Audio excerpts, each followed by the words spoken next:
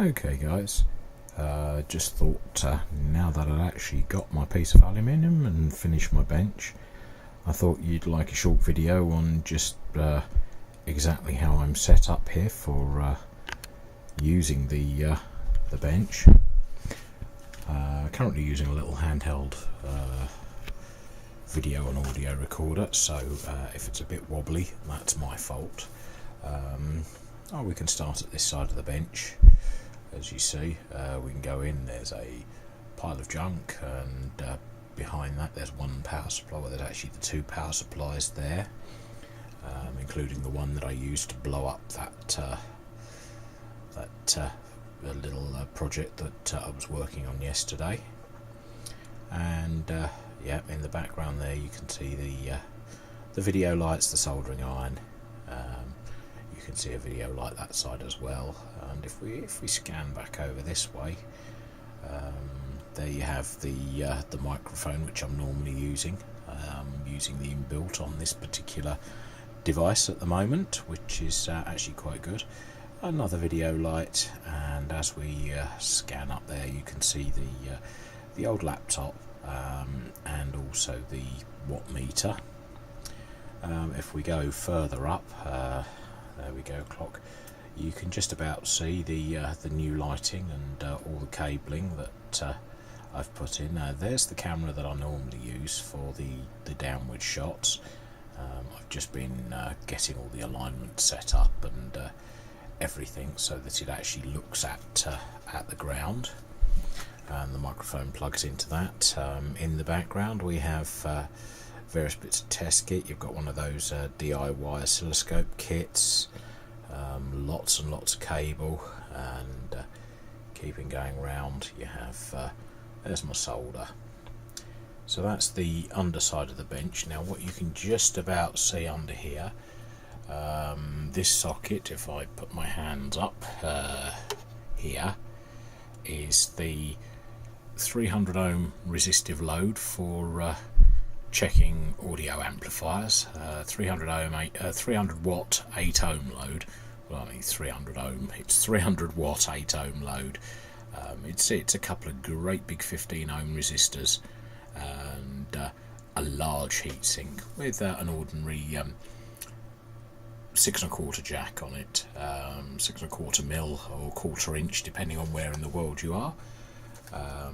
You can just see the new plate of aluminium along with the LEDs, and we get to this side, and that's actually the control that sets the brightness of the LEDs that are on the top there. As you see, I can turn them down and I can bring them back up.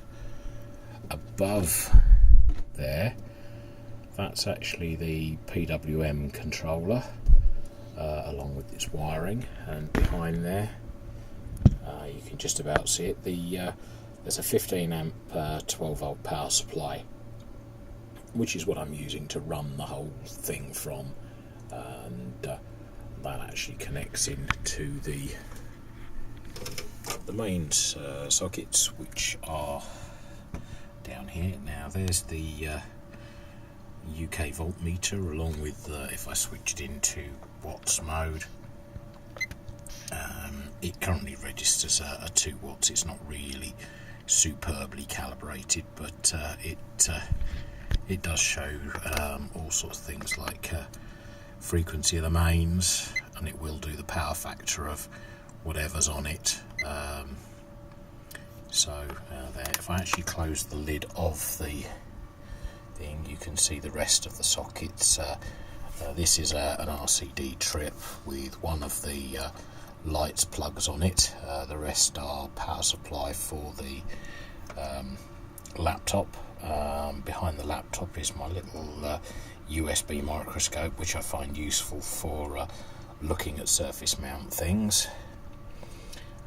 So yeah, that's up here. Then we have rolls of cable and various other bits. Also the ubiquitous, if I don't put the floodlight straight in front of it, there's the magnifying glass that I normally use for actually seeing what I'm doing.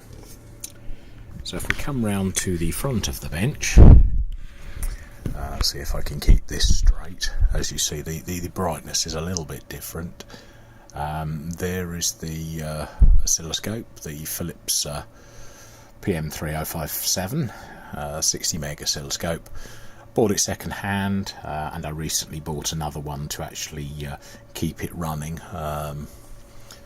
Paid as much for the other one as I did for that one, so not too upset really, because people are asking stupid money for them on eBay. Then we have this is actually a converted commercial power supply which died after 25 years of use, and I rebuilt it.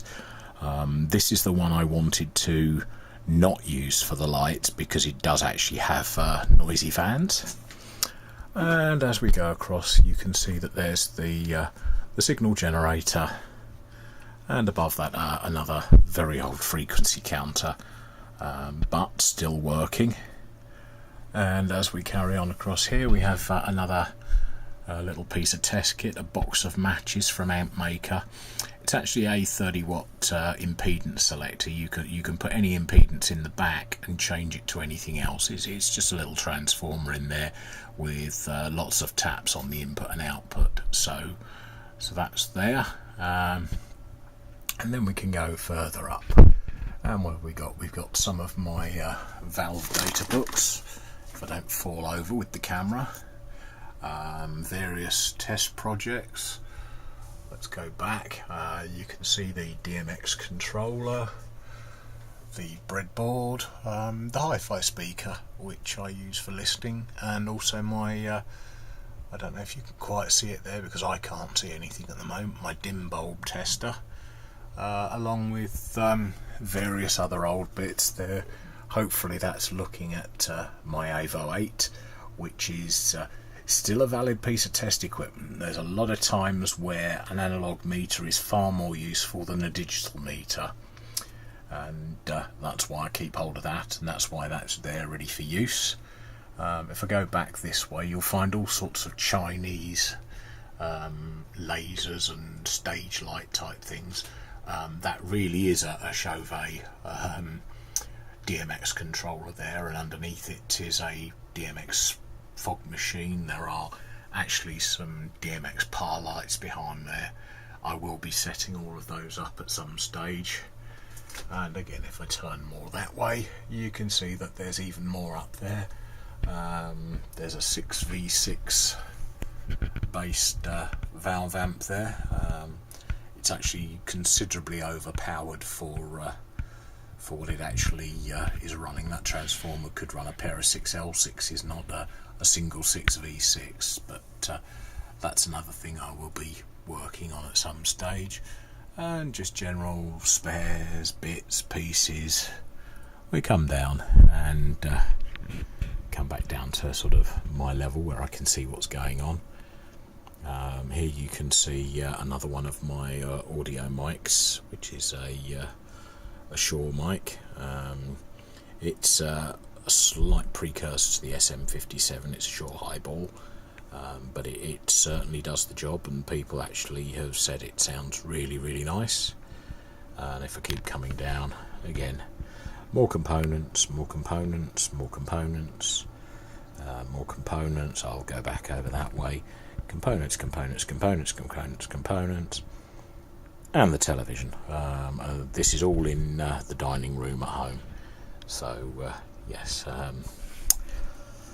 let's go back over here and under here again. More components, more boxes, and I won't go further down because it just looks like a jungle, because I haven't yet cleared out all the mess yet. So there's a quick run through of my workbench and my general sort of test setup, and yeah, I just thought that would make a nice little video for something to show. The whole racking system was, I say, it's a cheap and cheerful from eBay, about 50 quid. The other bits and pieces I've collected over time, the certainly the Weller soldering iron, you know, you buy once and you tend to hang on to them. The video lights were cheap from AliExpress, that's why I've got 3 of them. Just as an aside, the little tripods that these things sit on and that the microphone there is sitting on, Poundland. You get them with mobile phone holders on them, and you take those spring-loaded bits of rubbish off, and you actually have a tripod that does have extendable legs. I've seen them on eBay for about £6 or £7, and I don't know why people think they're going to get that sort of figure, because generally speaking that's ridiculous. When I'll tell everybody you can buy the same thing in Poundland for £1 and not worry about shipping costs. So anyway, so here's the bench, there's the mat, and that's me, George Christofi. Hope you liked the little video. Thanks very much, and I will get around to putting some proper content up soon. Thanks very much for watching. Bye bye.